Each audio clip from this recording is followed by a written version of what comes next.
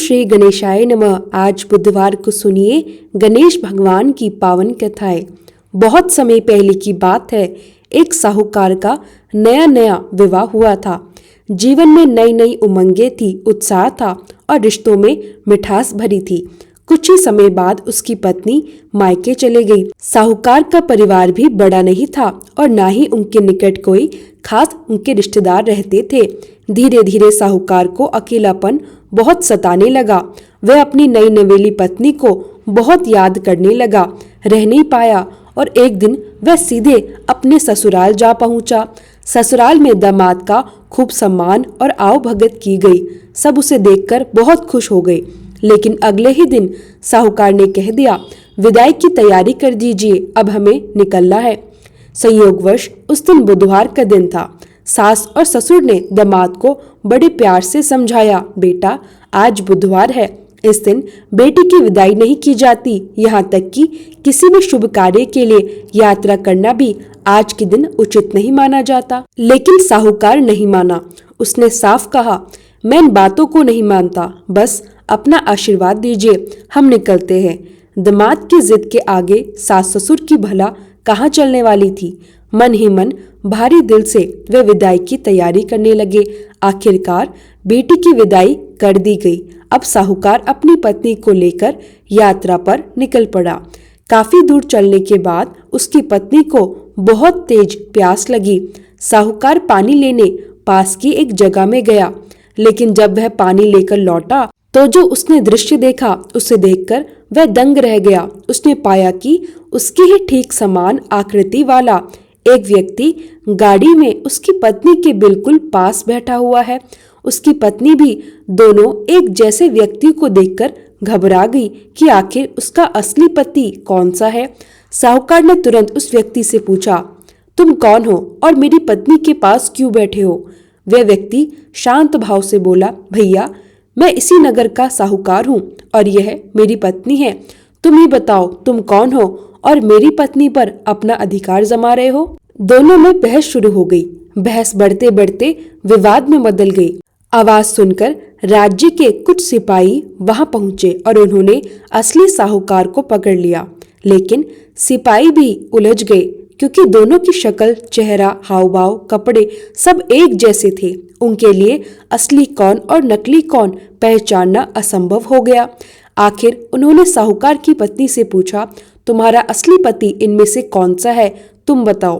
बेचारी पत्नी और भी भारी संकट में पड़ गई। वह क्या बताए जब दोनों ही सामने एक जैसे खड़े थे। यह देखते हुए साहूकार ने हाथ जोड़कर भगवान से विनती की, हे प्रभु यह कैसी माया है, मुझे उपदेश दीजिए, मेरा भ्रम दूर कीजिए।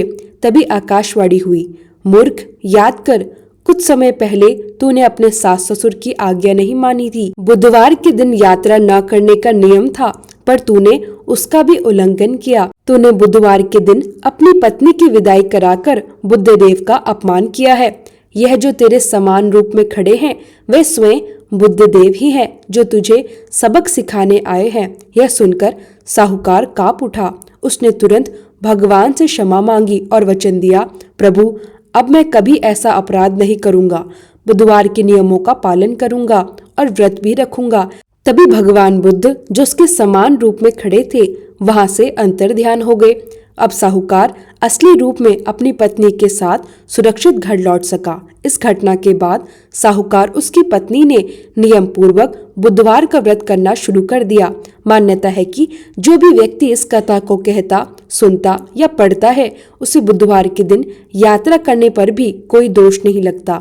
साथ ही उसके जीवन में समस्त सुखों की प्राप्ति होती है। बुध ग्रह की शांति, ज्ञान, बुद्धि, कार्य, व्यापार और उन्नति के लिए बुधवार का व्रत बहुत ही शुभ और फलदायी माना जाता है। आज के दिन बुद्ध देवता के साथ साथ भगवान गणेश जी की पूजा का भी विधान है। पौराणिक कथा के अनुसार एक बार ऋषिगणों ने पार्वती पुत्र कार्तिकेय जी अर्थात स्कंद कुमार से पूछा, स्कंद कुमार दरिद्रता, शोक, कुष्ठ आदि से विकलांग, शत्रुओं से संतप्त, राज्य से निकाले हुए राजा, सदैव दुखी रहने वाले धनहीन लोग, समस्त उपद्रवों से पीड़ित, विद्याहीन, संतानहीन, घर से निकाले गए लोग, रोगियों और अपने कल्याण की कामना करने वाले लोगों, ऐसे सभी को क्या उपाय करना चाहिए जिससे उनका कल्याण हो सके और उनके समस्त कष्टों का निवारण हो जाए? हे प्रभु, यदि आप कोई ऐसा उपाय जानते हैं तो कृपया बताइए। तब स्वामी कार्तिकेय जी ने शांत करुणा भरे स्वर से कहा, हे ऋषियों, आपने लोकहित में अत्यंत कल्याणकारी प्रश्न पूछा है। इसके निवारण हेतु अब मैं आप लोगों को एक शुभदायक व्रत बताता हूँ, उसे ध्यान पूर्वक सुनिए। इस व्रत को करने से पृथ्वी के समस्त प्राणी सभी संकटों से मुक्त हो जाते हैं। यह व्रत राज महापुण्यकारी है और मनुष्य को सभी कार्यों में सफलता प्रदान करता है। विशेषतः यदि महिलाएं इस व्रत को करें तो उन्हें संतान तथा सौभाग्य की वृद्धि होती है। कार्तिकेय जी ने आगे कहा, एक समय यह व्रत धर्मराज युधिष्ठिर ने भी किया था। पूर्व काल में राजच्युत होकर जब वे अपने भाइयों सहित वन में गए थे, तब उस वनवास के दौरान भगवान श्री कृष्ण ने उनसे कहा था। अब स्कंद कुमार जी उस प्रसंग को सुनाने लगे। हे ऋषिगण, धर्मराज युधिष्ठिर ने अपने समस्त कष्टों के निवारण हेतु भगवान श्री कृष्ण से प्रश्न किया था। अब वही कथा आप लोग श्रवण करें। धर्मराज विनम्र होकर बोले, हे मधुसूदन, ऐसा कौन सा उपाय है जिससे हम वर्तमान संकटों से मुक्त हो सके? हे प्रभु, आप तो सर्वज्ञ हैं, आपसे कुछ भी छिपा नहीं है। अब कृपया ऐसा उपाय बताइए जिससे आगे हमें किसी प्रकार का कष्ट न भोगना पड़े। स्कंद कुमार जी कहते हैं, हे ऋषिगण, जब धैर्यवान युधिष्ठिर विनम्रता से बार बार अपने कष्टों के निवारण का उपाय पूछने लगे, तब भगवान ऋषिकेश ने कहा, हे राजन, संपूर्ण कामनाओं को पूर्ण करने वाला एक अत्यंत गुप्त व्रत है। हे पुरुषोत्तम, इस व्रत के विषय में मैंने आज तक किसी को नहीं बताया है। भगवान श्री कृष्ण आगे कहने लगे, हे राजन, प्राचीन काल सतयुग का समय था। पर्वतराज हिमालय की सुंदर कन्या पार्वती ने शंकर जी को पति रूप में प्राप्त करने के लिए घोर वन में कठोर तपस्या की थी, किंतु भगवान शिव प्रसन्न होकर प्रकट नहीं हुए। तब शैलपुत्री पार्वती जी ने अनादि काल से विद्यमान गणेश जी का स्मरण किया। गणेश जी उसी क्षण वहां प्रकट हुए। उन्हें देखते ही पार्वती जी ने करुणा भाव से कहा, मैंने कठिन और दुर्लभ तपस्या की, परंतु अपने प्रिय भगवान शिव को आज तक प्राप्त न कर सकी। हे गणेश, वह कष्ट विनाशक दिव्य व्रत जिसे नारद जी ने बताया है और जो आपका ही व्रत है, कृपया उसको तत्व से मुझे बताइए। तब पार्वती जी की बात सुनकर सिद्धियों को प्रदान करने वाले गणेश जी प्रेम पूर्वक उस कष्ट नाशक शुभदायक व्रत का वर्णन करने लगे। गणेश जी बोले, हे अचल सुंदरी, यह व्रत अत्यंत पुण्यकारी है और सभी कष्टों का नाश करता है। इसे करने से आपकी सभी इच्छाएं पूर्ण होंगी और जो भी मनुष्य इस व्रत को करेगा उसे सफलता प्राप्त होगी। हे देवाधिदेवेश्वरी, श्रावण के कृष्ण पक्ष की चतुर्थी तिथि को चंद्रोदय के समय रात में पूजन करना चाहिए। गणेश जी आगे कहते हैं, उस दिन प्रातःकाल उठकर शुद्ध होकर मन में यह संकल्प करे कि जब तक चंद्रोदय नहीं होगा मैं निराहार रहूंगी और पहले भगवान गणेश जी का पूजन करके ही भोजन ग्रहण करूंगी, ऐसा मन में निश्चय करे। इसके बाद गणेश जी व्रत की विधि बताते हुए कहते हैं, सफेद तिल के जल से स्नान करें। अपने नित्य कर्म पूरे करने के बाद हे सुंदर व्रत वाली, मेरा पूजन करे। यदि समर्थ हो तो प्रति मास स्वर्ण की मूर्ति का पूजन करे। यदि स्वर्ण उपलब्ध ना हो तो चांदी, अष्टधातु या मिट्टी की मूर्ति का पूजन करे। उन्होंने आगे कहा, अपनी शक्ति के अनुसार सोने, चांदी, तांबे या मिट्टी के कलश में जल भरे और उस पर गणेश जी की प्रतिमा स्थापित करे। मूर्ति और कलश को वस्त्र से ढककर अष्टदल कमल की आकृति बनाए और उसी पर मूर्ति की स्थापना करे। फिर षोडश उपचार विधि से भक्ति भाव के साथ पूजन करे। अब गणेश जी बताते हैं कि मूर्ति का ध्यान कैसे करना चाहिए। हे लंबोदर, 4 भुजाओं वाले, 3 नेत्रों वाले, लाल वर्ण वाले, हे नील वर्ण वाले, हे शोभा के भंडार प्रसन्न मुख गणेश जी, मैं आपका ध्यान करती हूँ। हे गजानन, मैं आपका आवाहन करती हूँ। हे विघ्नराज, मैं आपको प्रणाम करती हूँ। इसके बाद पूजन की प्रतिक्रिया एक एक कर बताते हैं। यह आसन है। हे शंकर सुवन, यह आपके लिए अक्षत है। हे उमापुत्र, यह आपके लिए स्नानार्थ जल है। हे वक्रतुंड, यह आपके लिए आचमनीय जल है। हे शुभ कर्ण, ये आपके लिए वस्त्र है। हे कुबज, ये आपके लिए यज्ञोपवीत है। हे गणेश्वर, ये आपके लिए रोली और चंदन है। हे विघ्न विनाशन, ये आपके लिए फूल है। हे विकट, ये आपके लिए धूप बत्ती है। हे वामन, ये आपके लिए दीप है। हे सर्वदेव, ये आपके लिए लड्डुओं का नैवेद्य है। हे सर्वाधिनाशन देव, ये आपके लिए निमित्त फल है। हे विघ्नहर्ता, ये आपके निमित्त मेरा प्रणाम है। पूजन के बाद गणेश जी कहते हैं, इस प्रकार प्रणाम करने के बाद क्षमा याचना भी अवश्य करें। षोडोपचार रीति से पूजन करके तरह तरह के भक्ष्य पदार्थ बनाकर भगवान को भोग लगाएं। फिर वे व्रत के मुख्य विधि बताते हुए कहते हैं, हे देवी, शुद्ध देसी घी में 15 लड्डू बनाएं। सबसे पहले भगवान को लड्डू अर्पित करें और उनमें से 5 ब्राह्मणों को दे दे। अपनी सामर्थ्य के अनुसार दक्षिणा भी दे। चंद्रोदय होने पर भक्ति भाव से चंद्रदेव को अर्घ्य दे। इसके बाद 5 लड्डू स्वयं भोजन करे। फिर प्रार्थना करे, हे देवी, तुम सब तिथियों में सर्वोत्तम हो, गणेश जी की परम प्रियतम हो। हे चतुर्थी, हमारे द्वारा प्रदत्त यह अर्घ्य स्वीकार करो, आपको हमारा प्रणाम है। अगले चरण में कहा गया, इस प्रकार चंद्रदेव को अर्घ्य प्रदान करे। हे क्षीर सागर से उत्पन्न, हे लक्ष्मी के भाई, हे निशाकर, रोहिणी सहित हे शशि, मेरे दिए हुए अर्घ्य को ग्रहण कीजिए। फिर गणेश जी को प्रणाम करते हुए कहा जाता है, हे लंबोदर, आप संपूर्ण इच्छाओं को पूर्ण करने वाले हैं, आपको प्रणाम है। हे समस्त विघ्नों के नाशक, मेरी इच्छाएं पूर्ण कीजिए। इसके बाद ब्राह्मण से प्रार्थना की जाती है, हे द्विजराज, आपको नमस्कार है, आप साक्षात देव स्वरूप है। गणेश जी की प्रसन्नता के लिए हम आपको लड्डू समर्पित कर रहे हैं।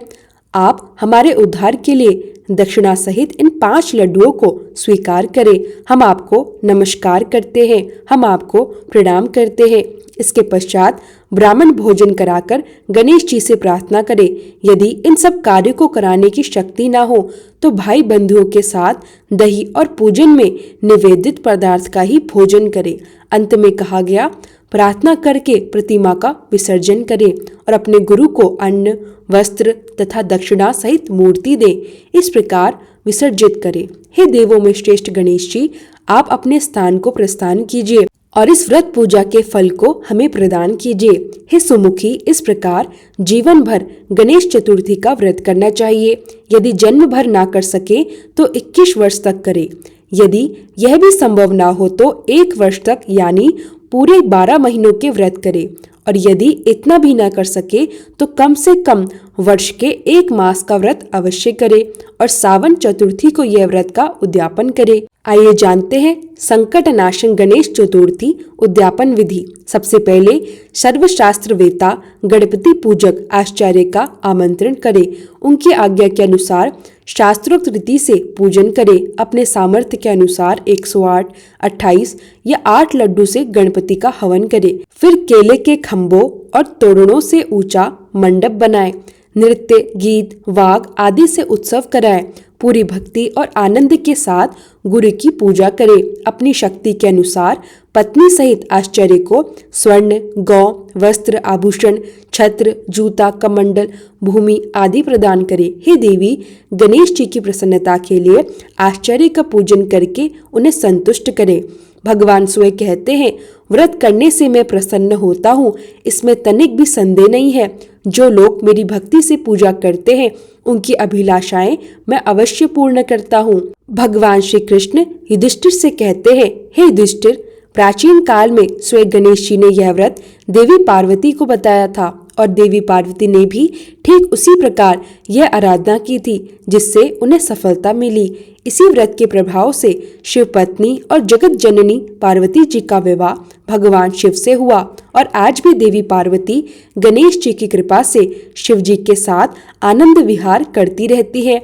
इसलिए हे धर्मराज युधिष्ठिर, आप भी इस संकट नाशन व्रत को अवश्य करें।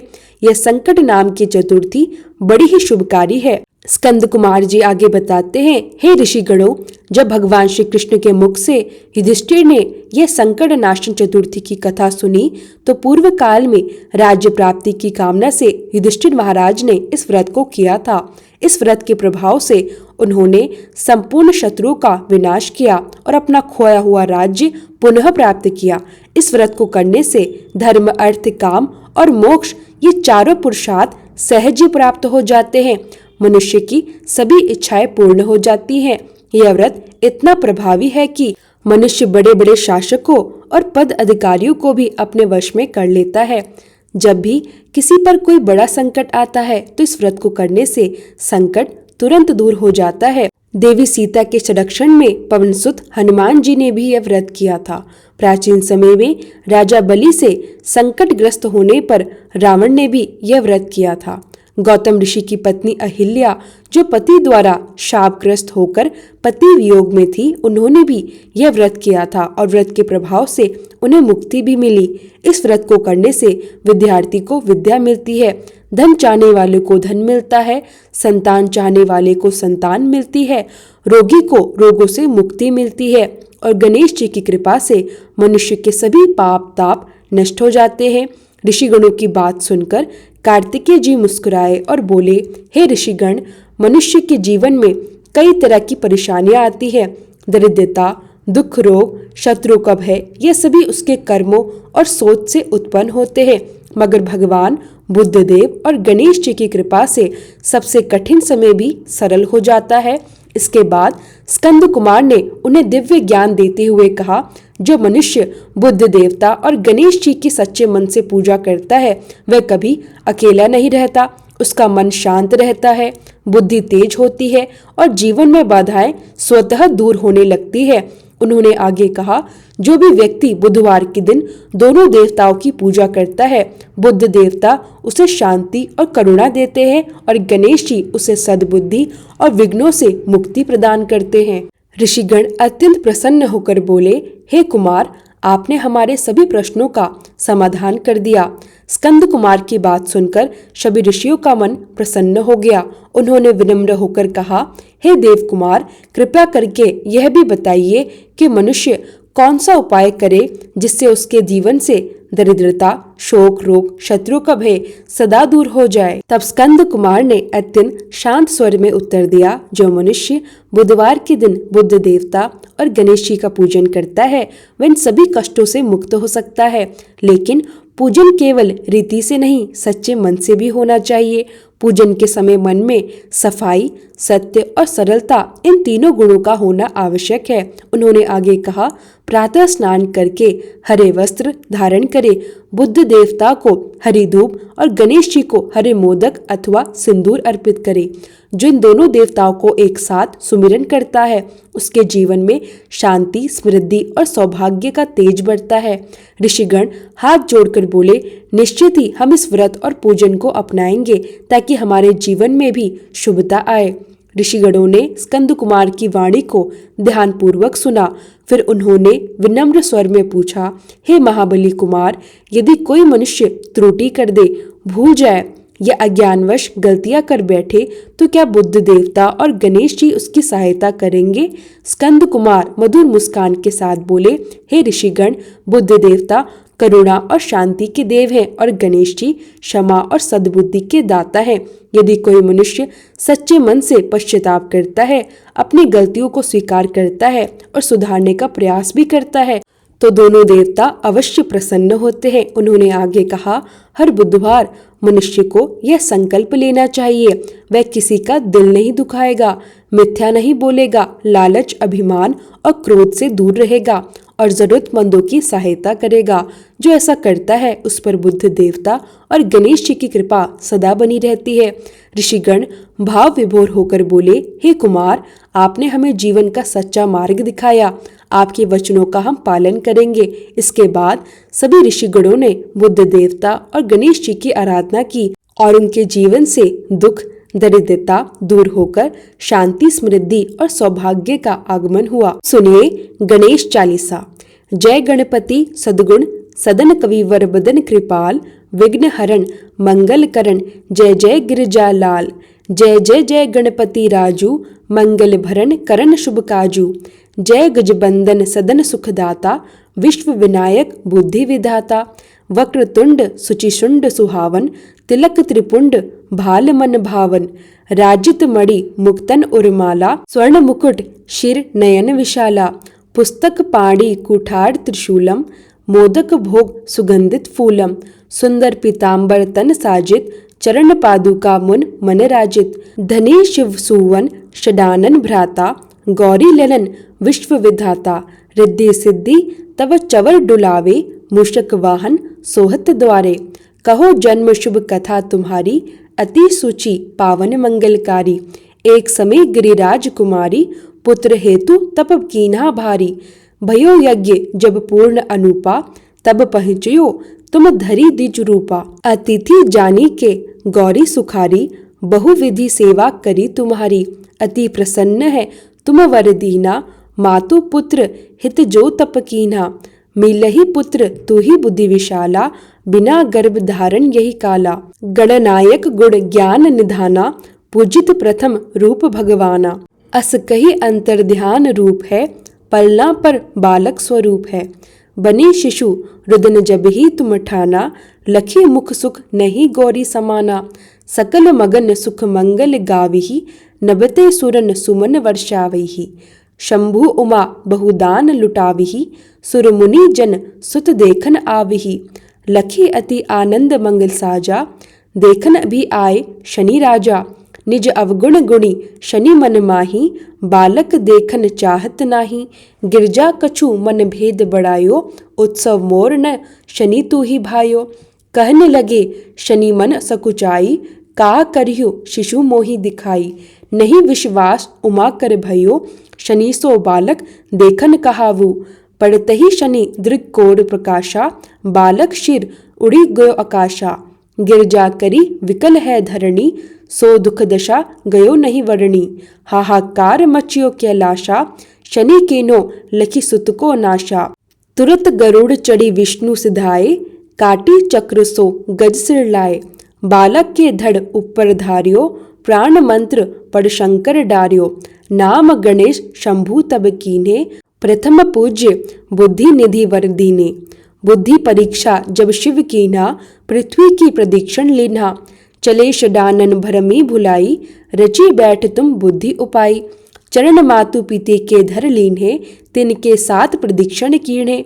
धनी गणेश कही शिव हे हर्षे, नबते सुरन सुमन बहु बरसे। तुम्हारी महिमा बुद्धि बढ़ाई, शेष सहज मुख सके न गाई। मैं मति हीन मलिन दुखारी, करहु कौन विधि विनय तुम्हारी। भजत राम सुंदर प्रभु दासा, लख प्रयाग ककरा दुर्वासा। अब प्रभु दया दीन पर कीजे, अपनी शक्ति भक्ति कुछ दीजे। श्री गणेश यह चालीसा पाठ करे धर ध्यान, निध नव मंगल ग्रह बसे लहे जगत सन्मान। समवत अपना सहस्त्रदश ऋषि पंचमी दिनेश, पूर्णा चालीसा भयो मंगल मूर्ति गणेश। जय गणेश जय गणेश जय गणेश देवा, माता जाकी पार्वती पिता महादेवा। एक दंत दयावंत चार भुजाधारी, माथे सिंदूर सोहे मूसे की सवारी। जय गणेश जय गणेश जय गणेश देवा, माता जाकी पार्वती पिता महादेवा। पान चढ़े फल चढ़े और चढ़े मेवा, लड्डुअन का भोग लगे संत करे सेवा। जय गणेश जय गणेश जय गणेश देवा, माता जाकी पार्वती पिता महादेवा। अंधन को आँख देत कोढ़िन को काया, बाजन को पुत्र देत निर्धन को माया। जय गणेश जय गणेश जय गणेश देवा, माता जाकी पार्वती पिता महादेवा। सूर्य शाम शरण आए सफल कीजे सेवा, माता जाकी पार्वती पिता महादेवा। जय गणेश जय गणेश जय गणेश देवा, माता जाकी पार्वती पिता महादेवा। दीनन की लाज रखो शंभु सुतकारी, कामना को पूर्ण करो जाऊं बलिहारी। जय गणेश जय गणेश जय गणेश देवा। माता जाकी पार्वती पिता महादेवा। प्रेम से बोलिए भगवान गणेश की जय, पार्वती के लल्ला की जय। ओम गम गणपते नमः।